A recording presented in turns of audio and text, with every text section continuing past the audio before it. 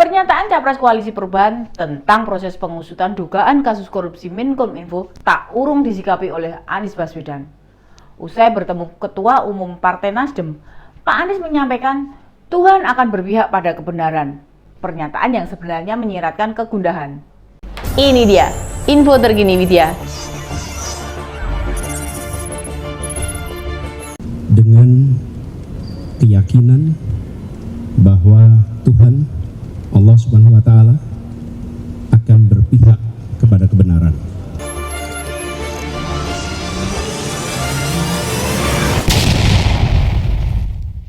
Jangan dikira kita tidak bisa melihat. Capres Koalisi Perubahan begitu sangat terpukul, tidak bisa melawan opini publik, tidak mampu mematahkan proses pendalaman kejaksaan pada dugaan korupsi proyek TBS di Kominfo. Makanya kalimat yang keluar, pilih bawa-bawa Tuhan daripada pusing bagaimana menutupi kasus itu.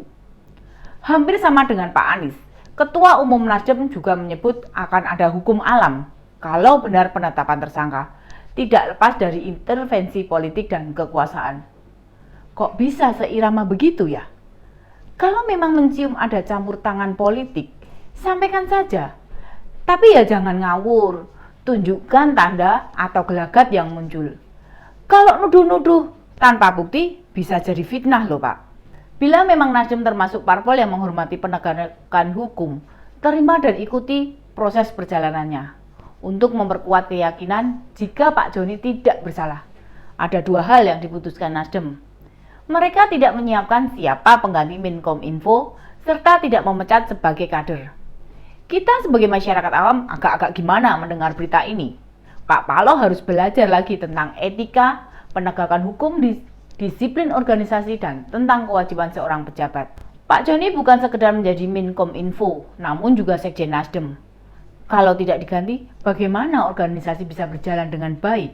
Gini loh Pak Surya, silahkan status sebagai kader tidak dilepas. Namun, agar yang bersangkutan fokus dan organisasi tidak terganggu, minimal mbok dibebas tugaskan. Bagaimana Pak Joni menjalankan tugas kepartean, wong dia di tahanan. Memang, Sekjen punya anak buah, namun keputusan harus diambil oleh orang yang tidak berada di tahanan. Apa yang menjadi pikiran masyarakat bila Nasdem mempertahankan jabatan orang yang sedang berhadapan dengan hukum? Kan penggantinya bisa sebagai pejabat sementara dengan kewenangan yang dibatasi agar tidak merepotkan organisasi. Apa karena jasa dia memang besar bagi Nasdem sehingga tetap dipertahankan walaupun jelas kena halangan? Organisasi harus jalan dengan kader yang ada. Apa karena Nasdem sudah tidak punya kader potensial atau bisa disebut yang siap mengemban amanah? Sekjen sebuah organisasi merupakan jabatan strategis, malah disebut rohnya organisasi. Kan mereka akan kerepotan sendiri kalau membutuhkan sekjen. Apa ya harus bolak-balik ke kejaksaan gitu?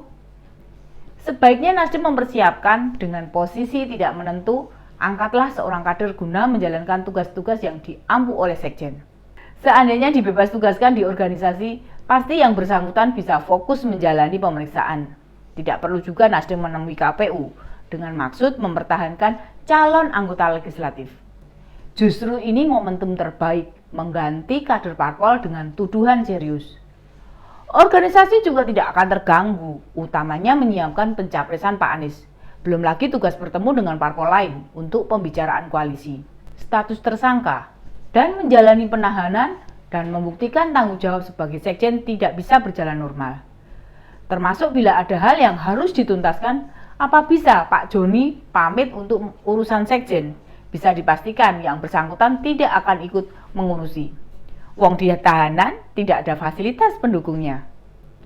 Tidak ada tindakan secara internal juga menunjukkan Nasdem menggantungkan organisasi hanya pada beberapa orang. Selain itu, juga menandakan kurangnya kader mumpuni di Nasdem. Pantas kemudian timbul kegelisahan. Lalu membawa-bawa nama Tuhan di kasus ini. Pak Anies, realistis saja. Hadapi perjuangan Pilpres di tahun depan dengan lebih pesimis. Maksud saya lebih optimis gitu. Perlu juga loh Pak, sesekali introspeksi diri.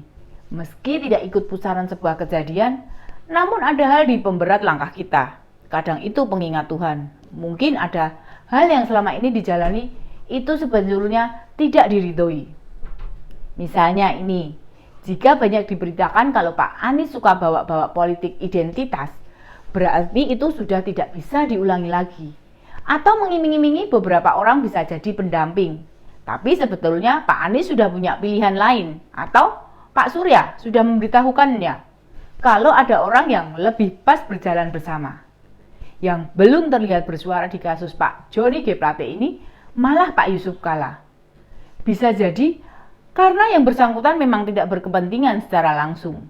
Dengan segera merapatnya Pak Anies sesaat setelah pengumuman tersangka, artinya menggoyahkan Nasdem, setidaknya ada efek kejut yang berpengaruh.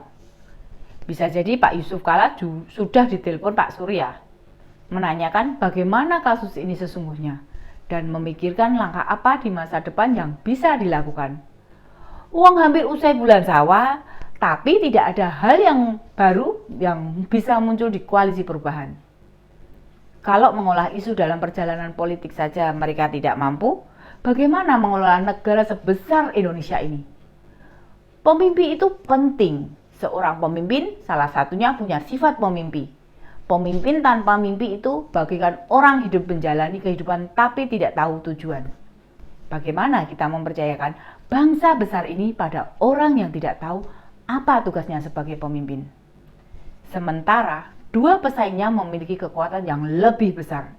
Dalam rentang waktu hingga pendaftaran bakal capres, Pak Ganjar dan Pak Prabowo bisa memanfaatkan waktu untuk banyak berkeliling menemui simbol-simbol publik yang kira-kira bisa yakin menaikkan elektabilitasnya.